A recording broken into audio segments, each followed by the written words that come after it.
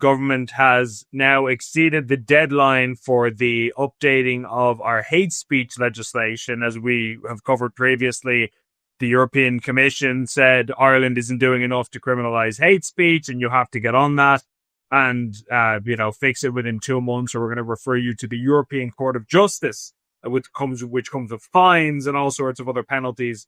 And so we finally came to the end of that period where the ultimatum was going to be delivered to us, and the government opted to say, look, we're already in compliance. We've already got a hate speech law from 1989, and we'd rather not do any more on it.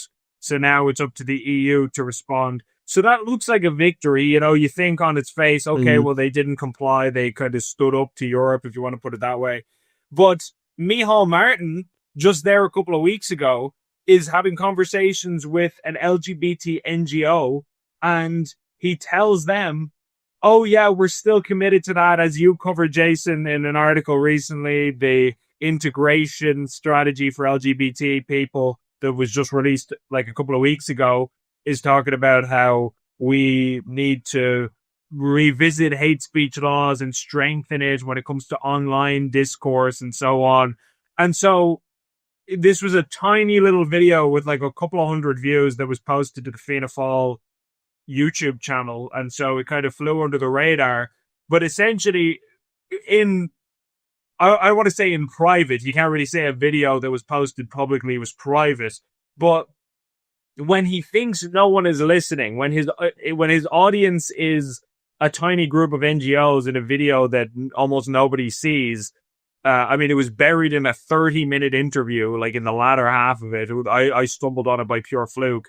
So when he's having these intimate conversations with state-funded activist NGOs, he's telling them, oh yeah, we're gonna go for it and blah, blah, blah. Don't worry, the hate speech thing hasn't been thrown out. I'm going to chase that up with the Minister for Justice.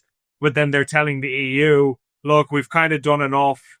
We don't think we're going to proceed with it anymore. So I'm not even sure they've decided fully what approach they're going to take yet. And they're clearly under pressure from multiple different angles, and they're trying to figure out how they can thread the needle. I think it was like we said on one of our initial podcasts about how this is, because we released this we started doing the podcast around the time that the new government we were waiting for their formation if they hadn't formed already.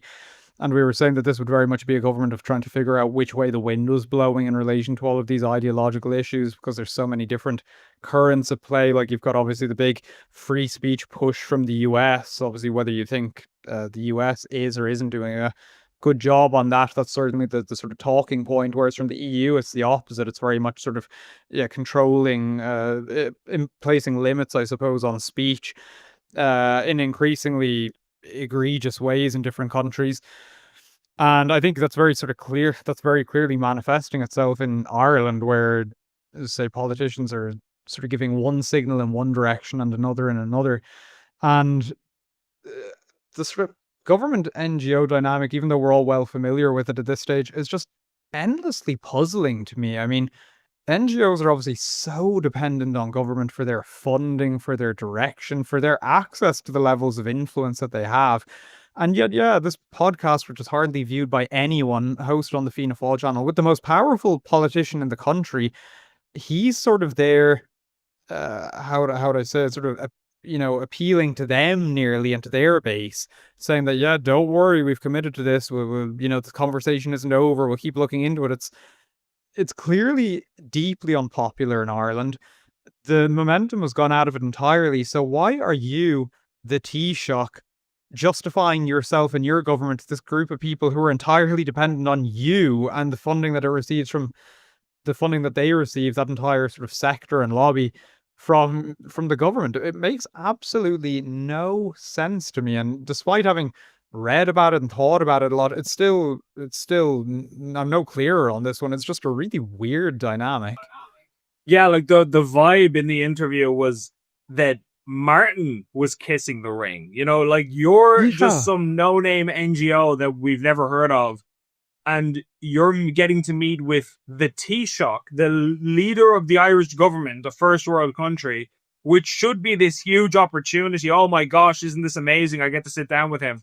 and he is, I don't want to say groveling, that would be an overstatement, but he is trying to reassure you. And they were saying things like the NGO worker was saying things to him like, so we can expect this sooner or later then. And he was kind of saying, oh, yeah, yeah, don't worry, I'll chase that up with Jim O'Callaghan. And he was saying, okay, well, we'll watch this space. Like the subtext was kind of like, I will be holding you to this. And I expect that report on my desk by Monday. So, get to it sort of thing. Like almost telling him off.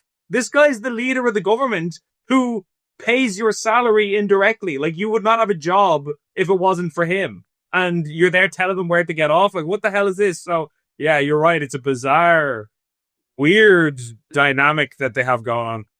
It's so strange, and particularly with someone like Micheál Martin, who's so famously tetchy, as you found in so many occasions interviewing him. I mean, you make even the sort of slightest insinuation with him that he's not doing the right thing, or that sort of the direction of his party or his government isn't particularly well founded. And he sort of pulls back, and he does this very sort of stuffy and uptight face, and he's like, "Oh well, no, I wouldn't know about that."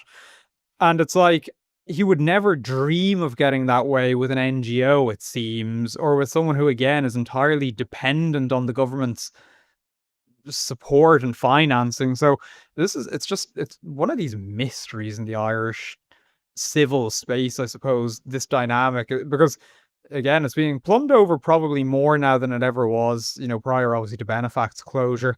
And yet it's no more understandable. I can only imagine that there's, a whole load of wheeling and dealing going on in it, off camera and behind the scenes that we're obviously unaware of at the moment.